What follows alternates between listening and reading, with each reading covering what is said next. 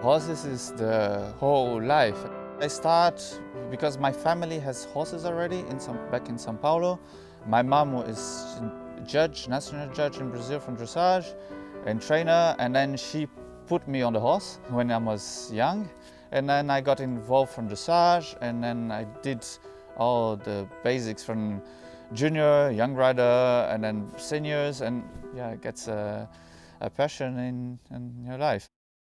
Rodolpho Riskalla from Sao Paulo in Brazil, living in Paris, France, a promising dressage rider.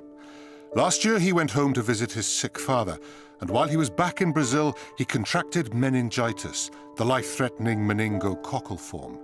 He went into a coma.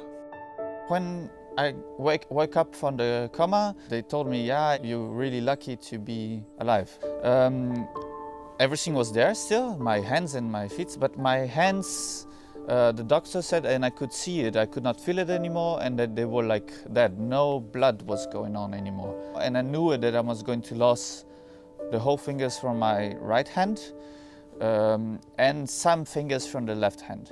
And then my feet was not sure because I was feeling still some part of my feet. And they explained me, okay, you have two choices.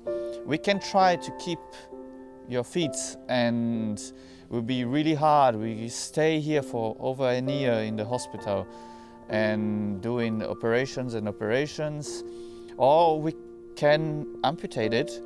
And when he went out, my mom was just beside me, and I said, okay, I amputated, what can I do? And I was suffering so much because my feet was hurting a lot. I'm already 3 months and I can't cope anymore with all this. He told the doctors to operate. He'd never stopped thinking about his horses, but could there be any sort of future there? Actually, that was my first question for the doctor. I will be able to ride again. And I have a girl that I used to give lessons last year.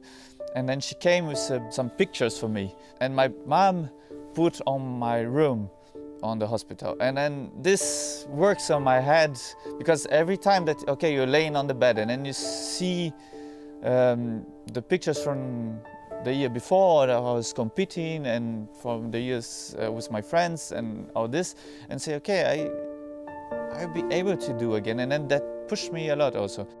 On January the 2nd, 2016, less than 5 months after falling ill, he got back on a horse.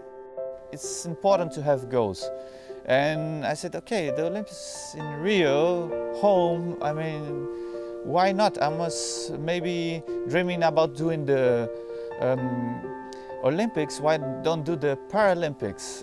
When I told this to my mom, I said, okay, that's no problem. In 4 years, you have enough time. I said, no, I want to do this this year. Right away, she said, yeah. And then we start to manage everything. Of course, the doctors, they said, okay, you're crazy. You're not going back to ride in a few months still.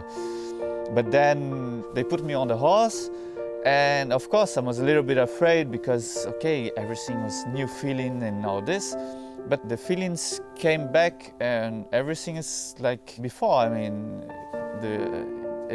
was the good part. And then we push ourselves even harder to say, okay, we'll be able to do this.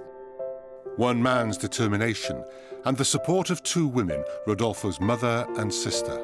When I got ill and they were both beside me the whole time, and when I came to France, my mom just left everything in Brazil to be with me.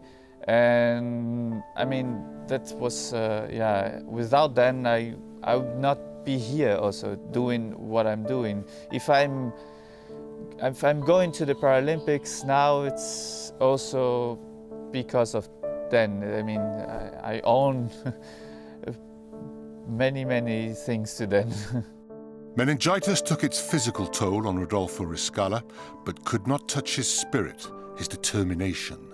I'm really going to battle to a medal. I mean, I'm not just going to, okay, it's nice to go and be part of all this, but I'm going to get a medal from my country, and that's why we are doing all this.